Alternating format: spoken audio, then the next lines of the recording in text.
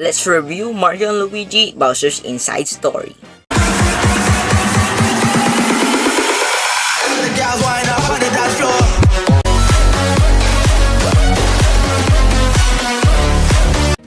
Game review. Another game review, another day, another game review. But today, someone's gonna help me review this game, and that is Elder Princess Shroob. Take it away. My channel is Elder Princess Shroob, and my Discord is in my video links if you want to check them out. And yeah, check out my channel, subscribe to them. I make ranking videos on all the Mario RPGs. There's very little videos right now, but there will be a ton up. I post a video every 3 days, so stay tuned for those. And yeah. So yeah, subscribe to them and let's start the video. The story in most Mario games boils down to three things. Princess Peach is ransom fodder, the Mushroom Kingdom residents are hopeless at damage control, and Luigi treads that fine line between hero and zero. But though these elements have been in one combination or another in just about every Mario game for more than 2 decades, Nintendo has almost always managed to put some new spin on the classic Mario formula to keep the games fun and interesting. Case in point, the recently released Mario and Luigi Bowser's Inside Story plus Bowser Jr.'s Journey is a remake of this game. This game, Mario and Luigi Bowser's Inside Story, is a role-playing action game for the Nintendo DS that tosses Mario's longtime nemesis Bowser into the action as a playable character. The odd coupling of hero and surly shelled villain who you just know is champing on at the bit to smash the mustachioed plumber makes for not only comedy gold but also a complete gold star experience that's definitely deserving for your time and money. The game opens with a disease called the Blurbs spreading across the Mushroom Kingdom. Toads that become infected with this disease inflate like a balloon and roll around uncontrollably, and involves Mario and Luigi being inhaled into the body of their longtime nemesis Bowser. The Mario brothers learn to help Bowser, who is unaware of their presence, and to combat their mutual enemy Puffle, who has taken control of the Mushroom Kingdom. If the premise of Bowser's Inside Story sounds like a page out of Dr. Mario, have no fear. This is not a puzzle game. It is a sequel in the Mario & Luigi franchise, albeit with some amusing twists you may not have expected. Granted, this is the sunniest of all the Mario spin-offs, but who could have foreseen a game that would involve one RPG quest with the plumber duo inside of Bowser's body, another quest with Bowser in the outside world. Like a trip down memory lane and a journey to something new, Bowser's Inside Story features a score that is rich, catchy, and full of Mario inspiration. So obviously, the gameplay is split into two parts. We got Mario and Luigi and Bowser. Let's talk about Mario and Luigi first. In battles, they're very fun to control, but they're very basic. And that's just because the main emphasis is on Bowser. But the bros items in this game are pretty fun to use. We got the green shell, we got the fire flower, we got the jump helmet, we got the Yoo-hoo cannon, which those are really good starting items. But then stuff like the super bouncer kind of gets in and you're like, what is this? You got the mighty meteor, which is a little but stuff like the falling star, the magic window, the spin pipe, the snack basket, those stuff are really cool and I really like them, but there's just some items that are just useless after a little bit, which is obviously common for bros items. I think about that for Partners in Time as well, but it definitely applies here, which is not great, but it's not a bad thing because a lot of them are pretty useful. The other things for battles is that you can finally do a double jump in this game. Before, in Superstar Saga, you only had one jump, and then in Partners in Time, you can do a double jump, but you have to have the babies. Now you can just do one without anybody except just yourself, which is pretty nice. I'm glad this feature is finally there.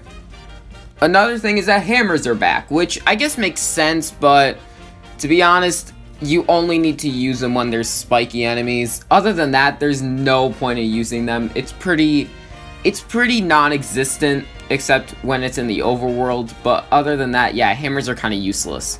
Now for Bowser, the Bowser for battles are just, they're so fun. The punch attack is so satisfying to do, and the flame attack is also pretty satisfying, even though it does include your mic, which is very stupid. I hate that you have to blow into the DS. It's pretty pointless, and it's kind of like motion controls being shoved into every Wii game. It's just, there's no point for them to be in there.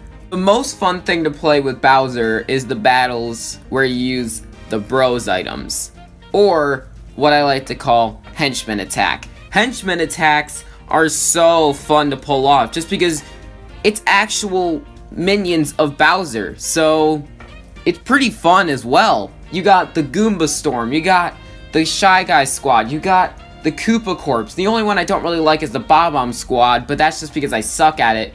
The Kamek attack and then the Brogy attack, those are awesome as well. And speaking of the Brogy attack, the way to get it is that you have the vacuum block, which means you can suck up enemies and then Mario and Luigi can fight them.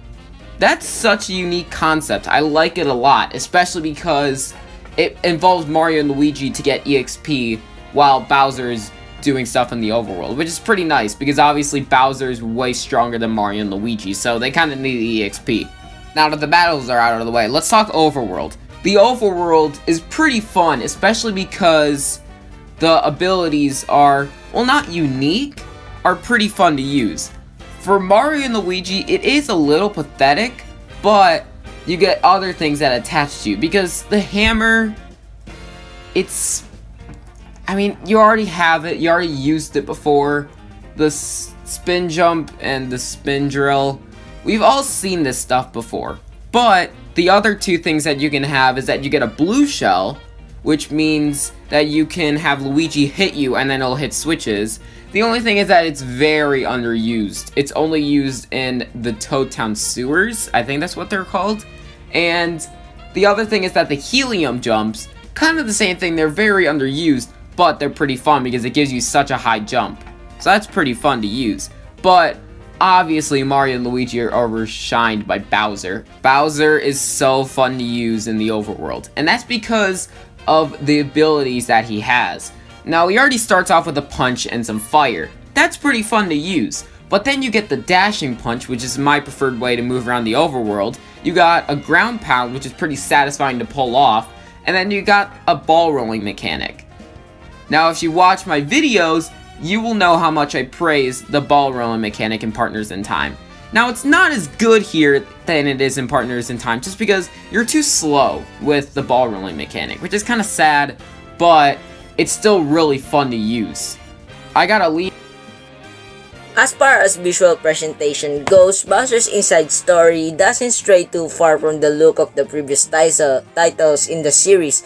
All of the sugary sweet Mario style visuals are back, and they're as vibrant and detailed as ever.